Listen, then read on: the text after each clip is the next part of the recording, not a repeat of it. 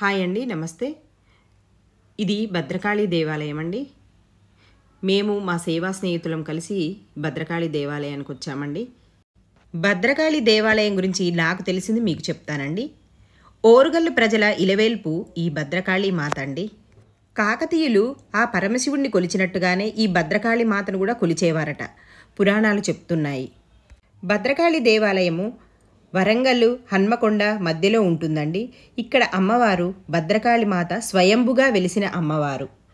క్రీస్తు శకం 625 సంవత్సరం చాణుక్య రెండవ పులకేశు భద్రకాళి అమ్మవారిని యుద్ధాలకు వెళ్ళేటప్పుడు యుద్ధంలో గెలవాలని వేడుకునేవాడట. అలాగే ఎక్కడ యుద్ధం చేసినా ఆయన గెలిచేవారట. గెలిచిన తర్వాత ఆలయ నిర్మాణం చేశారట. అయితే బ్రిటిష్ పరిపాలనలో హిందూ దేవాలయాలను చాలా ధ్వంసం చేసేవారట. ఆ రోజుల్లో ఈ దేవాలయాన్ని కూడా ధ్వంసం చేశారట. అమ్మవారిని మాత్రం అస్సలు తాకలేదట. 100 సంవత్సరాలు ఆలయం వెలుగులోకి రాకుండా అలాగే ఉందట.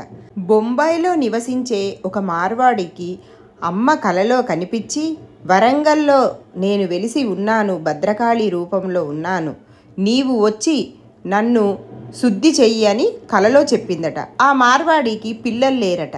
అప్పుడు ఆ మార్వాడి వరంగల్ వచ్చి అమ్మవారిని పూజలు చేయడం మొదలుపెట్టాడట. 1947 స్వాతంత్రం వచ్చిన తర్వాత 1950 నుంచి నిత్య కైంకర్యాలు, నిత్య పూజలు, నిత్య అభిషేకాలు ఈ రోజు వరకు జరుగుతూనే ఉన్నాయట.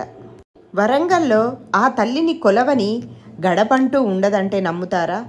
అంత మహిమగల్ల తల్లి ఆ భద్రకాళి అమ్మ. చుట్టుపక్కల ఊళ్ళ నుంచి కూడా ఎప్పుడూ దైవ దర్శనానికి వస్తూనే ఉంటారు. అమ్మవారి దర్శనానికి ప్రతిరోజు కిటకిటలాడుతూనే ఉంటుంది గుడి. ఆదివారం శుక్రవారాల్లో ఇంకా బాగా ఉంటారు. ఇదిగోండి, ఇదేమో వినాయకుడి గుడి లోపల అమ్మవారి దర్శనానికి మేమందరం వెళ్తున్నాం.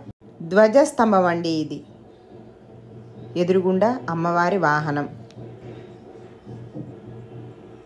మేము దర్శనానికి వెళ్తున్నామండి. మీరు కూడా ఆ అమ్మని దర్శించుకోండి.